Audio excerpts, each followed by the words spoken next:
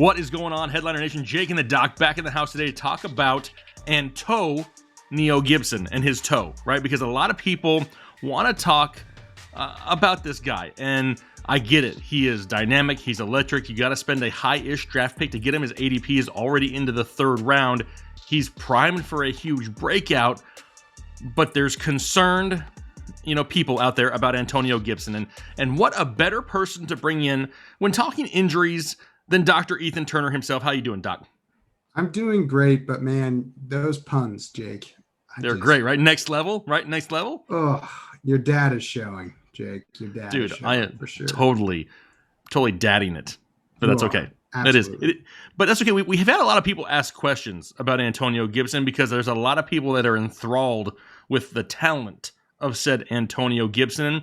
Deservedly so, a solid rookie year. We can't say a great rookie year, but a solid rookie year. The guy had 795 yards rushing, but where he really made his money was finding the end zone, had 11 rushing touchdowns, and that is definitely something that helped a lot of people right in the middle portion of the fantasy season. Then we saw him go down with that toe injury, and he never quite recovered to his midseason form, but now we've had a few months off. And we're starting to see some mini camp videos, and we're starting to see him making some moves. And now the people want to know, is dude good?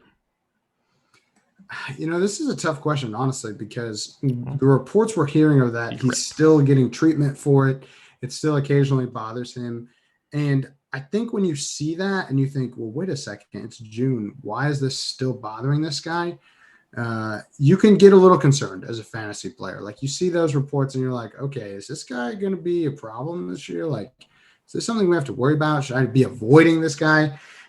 Anyone who watches our videos knows that we avoid players that have preseason foot injuries. We don't play around with feet. But Antonio Gibson is one of those rare cases where I feel like context really, really matters with what he's got going on. So he had that turf toe injury. Again, that's just a sprain of the ligament under the big toe.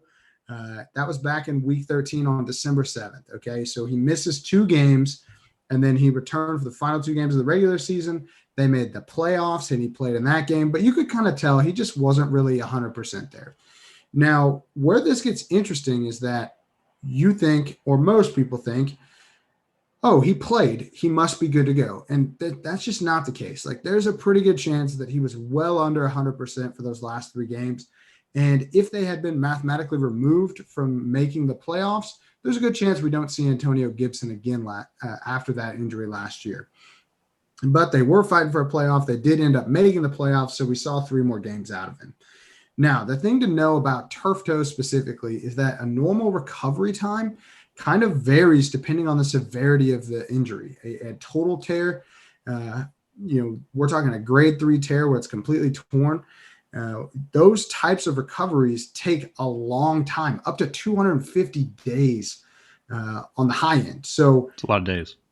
That is a lot of days. And you got to remember, we're only 191 days out from that injury. So as of recording this. So, he's still within the frame of like a normal recovery time. And you might say, well, if it's a high-end sprain, a total sprain, something that's completely torn, he should have gotten surgery. He should have had off-season surgery. And yes, I mean, you could argue that. Some other medical professionals might argue that.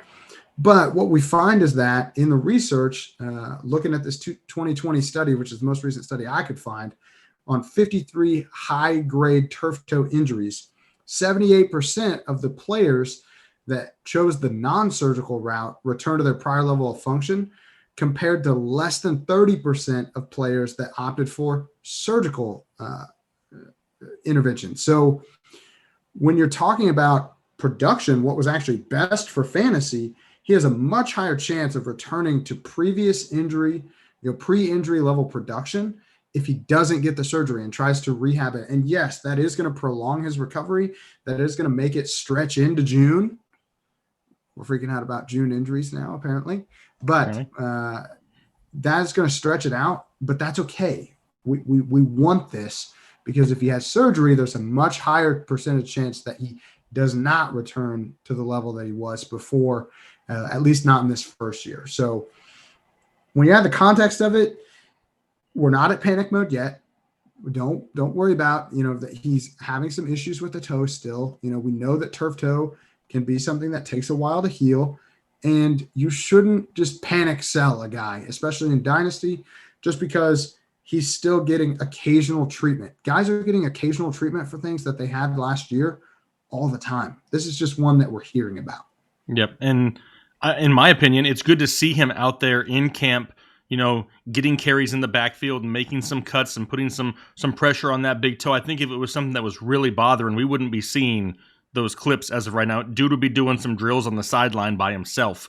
But being that he's involved in some of these drills, it's a good sign, right now. And we still have time, right? Like you said, it's June. We can't overly freak out in June.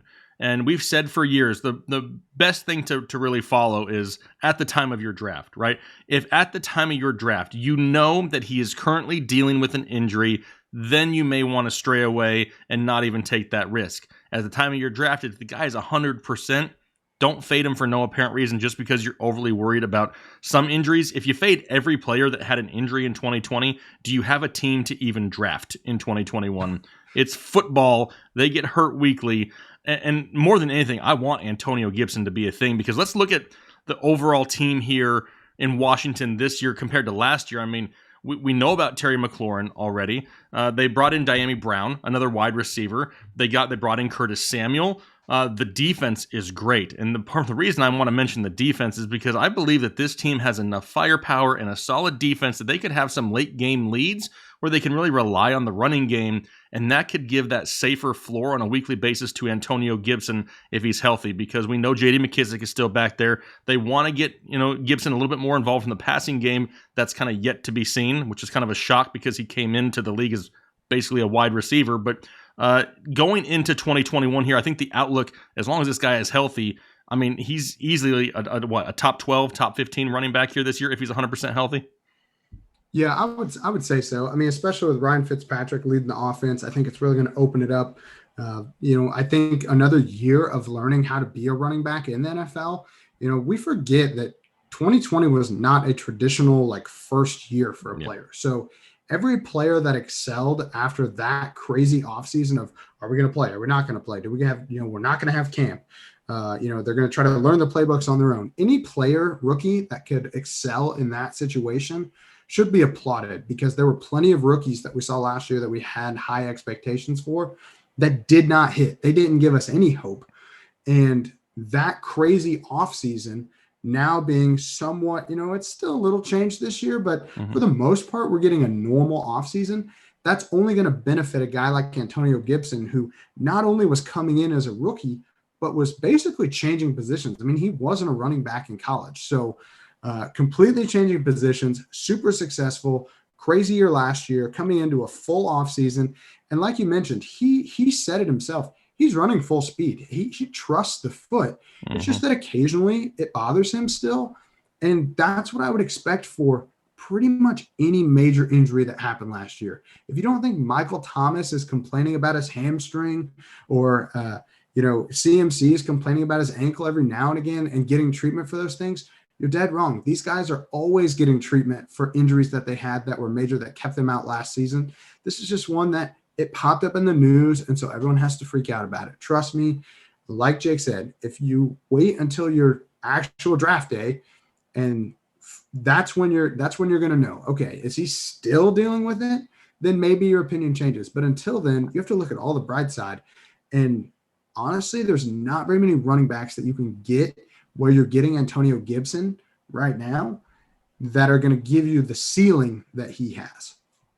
Yeah, absolutely. As a third round pick right now, but I want to touch on real quick what you just mentioned, because I want to reiterate this to people. We talked about it a lot last year, but he didn't play running back in college. This is a guy who only touched the ball 77 times total in college, like total receptions and rush attempts. He only had 33 rush attempts in college total. I mean, this is somebody who came into the NFL in that crazy offseason as a rookie, changed positions, and had double-digit touchdowns in his first year, and at times looked damn near unstoppable out there. I mean, he looked great prior to the injury. Don't forget about all that stuff. This is going to take this guy. He's still learning the position, for the love of all things holy. He's still learning how to be a running back. And now that there's more weapons in the passing game, the defense has to pay attention to that. They're going to have to pull themselves outside the box. And he could have running lanes galore here this year for the Washington football team. I love Antonio Gibson. Am I worried right now? No, I'm not worried. If I'm a dynasty owner, am I selling him? No, I'm not. He's too young, he's too talented, and he's not injured enough for me to really sell him for anything, underwhelming. I mean, if you get some crazy offer, then yeah, sure. In redraft, am I avoiding him? Nope, I'm not. Because why? Redraft doesn't start for 2.5 more months, people. So let it play out a little bit more. You have to remember, in the offseason here, everybody is looking for articles. Everybody is looking for clicks. Everybody is trying to get exposure. How do you do that? Well, you bring up a story like this, you throw it out there, and people freak out, and your story gets clicked on. I mean, that's basically what we're talking about here, is because that's all they're doing, is they're trying to freak people out. We had people mention in last week's video that, why are we talking about Calvin Ridley, but we're not talking about Antonio Gibson? This is why. I mean, it's turf toe. It's being managed. It's heading the right direction. So it's not time to freak out yet. I mean, we can't discount the fact that Calvin Ridley actually physically had surgery. Like that, you don't just have surgery for no apparent reason. You do that to fix something. So a little bit of a different scenario, in my opinion. Obviously, not a medical professional. That's why I brought the doc on here. But me personally, I'm still all go on Antonio Gibson as of right now. I'll just have to make that decision on draft day. Yeah, and if something changes, we'll do another video. We'll talk about it again. Like that's why I'm here. That's why we do these videos, is because if it was actually news, we would have told you. Mm-hmm. And if actual news shows up, we'll tell you about that too. That's the beauty of it, right? Because we have time. So if in the next few weeks he goes down in practice and he's in noticeable pain, he's in a walking boot, he's on crutches, he's in a wheelchair, he's whatever, we will let you know about Antonio Gibson, so don't worry just yet. This is what we like to do all offseason, is keep you updated on some of these injuries that we noticed in 2020 that people were dealing with, because a lot of people are scared off by 2020 injuries in 2021. And sometimes you don't need to be. Sometimes you just accept the discount that you get on draft day for those players, as long as you're up to date in all of your information. And like Ethan said, we'll definitely do that for you with Antonio Gibson. If you have questions about Antonio Gibson, if you have some dynasty trade questions, whatever it may be, throw them down below in the comment section. Myself or the doc will get back to you. We've actually done a great job here recently. We're hanging in there, Ethan. We're trying to answer every comment on every video, and we're doing daily videos over here. So it's a lot of comments, but we want to make sure we involve you, the community, so that you know that you are a part of this show. We listen to the comments, we read them. You have questions, we make videos on it. So hopefully you guys appreciate that. And if you do us a favor, hook a couple brothers up and hit the like button for us here on YouTube. We greatly appreciate that support. Our draft guide is finishing up. It's scheduled to drop on July 1st, and we may actually beat it by a couple days. We'll see. We're getting super close. But if you haven't pre-ordered yours yet, thefantasyheadliners.com, the doc even has an entire section of players that he will draft that are injured, that are coming off an injury, and guys that he will not draft coming off of injury. So you don't want to miss out on that heading into the 2020 fantasy football season. Hopefully you guys have a great rest of your day. For myself and the doc, we'll see you later.